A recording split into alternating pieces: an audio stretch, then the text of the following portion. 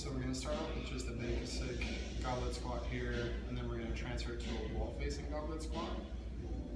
We're starting off with a regular goblet squat so you can just get a forward-facing view of what I'm doing, and then we'll apply it to facing the wall. Alright, so with the goblet squat, got a kettlebell, you can also use a dumbbell and hold it by the head of the dumbbell.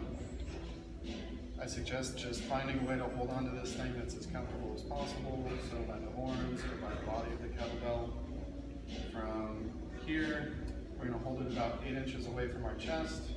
We're going to get into our natural squat stance with our toes pointing out, gripping the floor with our feet, taking a breath in like we were when we were doing the bracing on the floor, sitting down into the squat,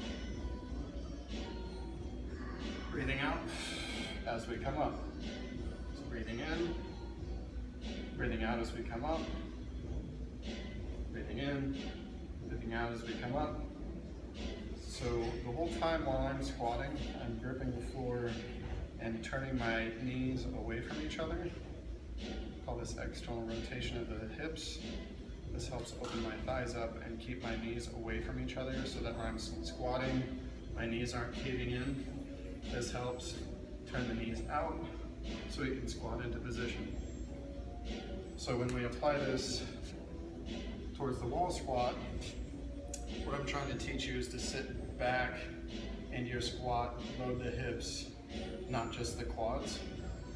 So when many of us squat in the beginning, we like to do a nosedive onto our toes into this position as we squat, with our heels coming up off the floor, primarily loading the quads.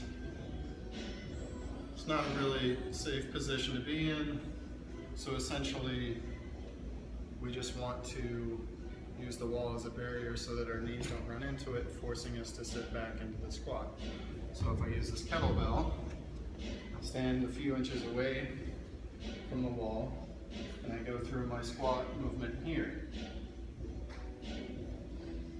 So again, find a place where you're comfortable with, but it's forcing you to sit more vertically into your squat.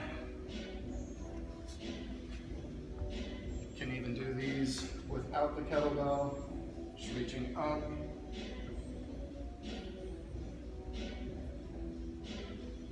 Or again, we can use the kettlebell.